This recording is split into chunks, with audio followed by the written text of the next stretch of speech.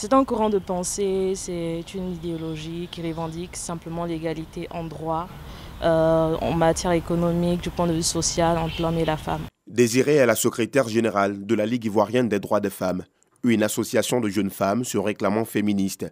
Elle lutte pour mettre fin aux violences basées sur le genre, mais aussi pour l'égalité entre hommes et femmes. Pour Désirée, l'argument selon lequel le féminisme n'a pas sa place en Afrique en raison des valeurs traditionnelles est erroné. C'est pas que dans la société africaine, hein, c'est au-delà, même c'est un peu partout dans le monde. On va généralement ramener la femme à sa simple fonction de maternité et du coup on est plus épouse d'eux que femme tout simplement. Déjà dans l'éducation qu'on reçoit en tant que femme ou en tant que petite fille, on ne nous éduque pas à être simplement une femme dans la société mais à être des épouses.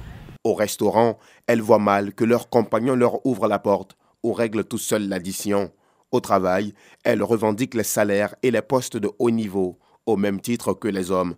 Dans la commune du Plateau ce mercredi, nous retrouvons Anna Dié, juriste de formation. Anna est aussi la présidente d'une ONG qui milite dans le social. Activiste ou féministe, Anna n'étiquette pas son engagement. C'est peut-être dû aux réseaux sociaux qu'on parle de montée de féminisme. Sinon, les prises de position pour l'égalité entre hommes et femmes ont été faites depuis longtemps par nos dévancières, par nos aînés. Si vous me dites qu'on parle de montée de féminisme, maintenant c'est qu'on se gourre. Parce que où vous mettrez le combat de, au moment de Constance Yahi, où vous mettrez le combat de toutes ces femmes-là qui ont œuvré pour les droits des femmes. L'un des freins à l'émancipation des femmes et à l'égalité entre les deux sexes demeure les mentalités, selon Anna Dié. Le combat fondamental, ce qui reste à faire, au fait, c'est au niveau des mentalités. Parce qu'il ne suffit plus de légiférer. Au départ, on se battait pour qu'il y ait une codification, que les tests soient pris. Aujourd'hui, on a une avancée avec la Constitution de 2016, avec les articles 35, 36 et 37, qui justement incitent à une prise en compte des femmes et du genre dans les prises de décision au niveau du public, du privé, en matière d'emploi et tout. Si avec tous ces tests, même la loi sur le quota, qui a été renforcée par un décret en 2020, si malgré tout cela, rien ne change, donc le combat il est ailleurs. Il est où? Au niveau des mentalités. Irad Bazalé, elle, est la présidente d'une ONG qui milite pour que cessent les violences faites aux femmes.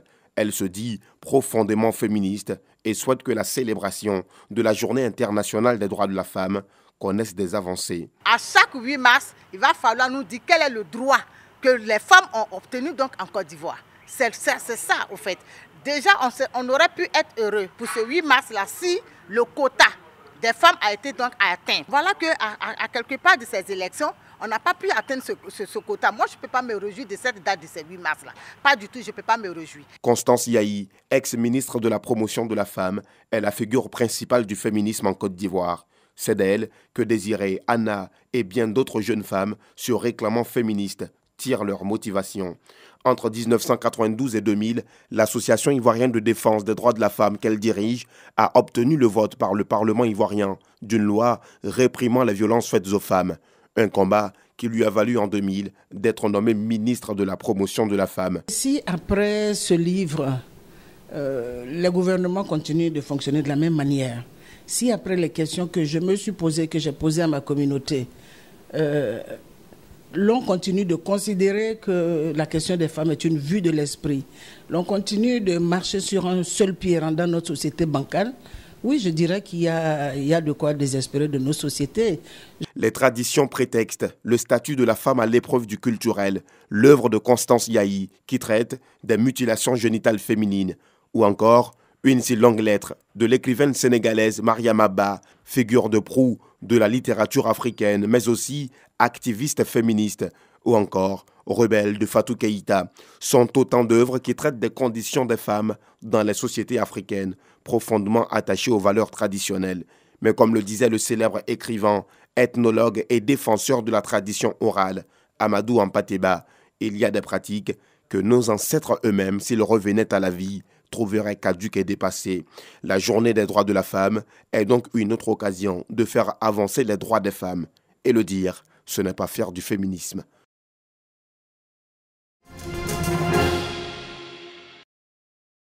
Des chèques remis aux propriétaires terriens à la salle des réunions de la préfecture de San Pedro. Ce sont au total 215 millions de francs CFA qui constituent la purge des droits coutumiers dans le cadre de la construction de l'usine de transformation des fèves de cacao dans la nouvelle zone industrielle de San Pedro, dont les travaux ont déjà démarré. La cérémonie de ce jour marque la cession définitive de 21 hectares de vos terres sur un total de 540 hectares que compte la nouvelle zone industrielle à l'État de Côte d'Ivoire pour le développement industriel de votre ville.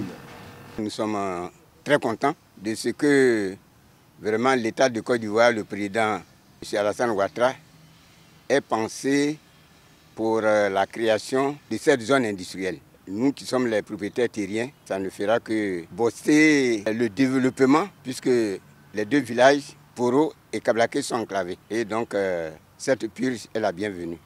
La construction de l'usine de cacao va générer 300 emplois directs et 1000 emplois indirects. Selon Théodore Koulibaly, directeur général de Transcao, il s'agit d'une usine de transformation de 50 000 tonnes de fèves de cacao dans un premier temps. Ensuite, on va faire l'extension de la capacité à 100 000 tonnes de cacao. Et il est prévu aussi sur cette parcelle de pouvoir installer un entrepôt de stockage, ce qu'on appelle généralement le magasin de stockage des fèves de cacao. Et ça serait un magasin ultra moderne qui doit nous permettre de pouvoir stocker à peu près 160 000 tonnes de cacao. Une autre usine de ce genre, dont les travaux ont été lancés par le chef de l'État, va voir le jour dans la commune de Yopougon.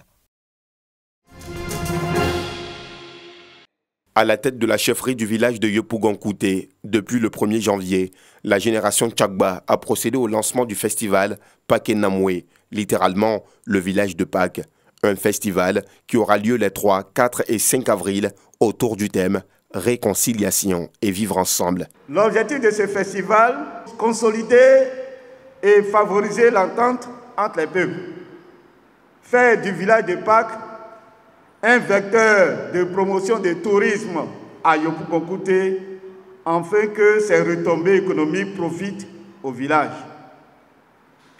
Valoriser les différentes cultures et traditions des autres communautés vivant avec nous, qu'elles soient allogènes ou de la CEDEAO. Le festival Pakenamwe vise à promouvoir et valoriser le patrimoine culturel du peuple Hatchan. Une initiative d'Atangra Mio, les filles et fils du village de Yopougon-Kouté, soutenue par la chefferie. Les chefs appellent à la mobilisation de tous pour la réussite de l'événement. Nous lançons un appel à toute la population de Yopougon, pas celle de Yopougon-Kouté principalement, mais à toute la population de Yopougon. La Pâques, cette année, c'est à Kouté village. Nous lançons un appel à toute la population d'Abidjan. Nous lançons un appel aux vacanciers qui viennent de l'intérieur. Ce festival, le premier du genre en pays Hatchan, en est à sa première édition. Plus de 10 000 festivaliers sont attendus.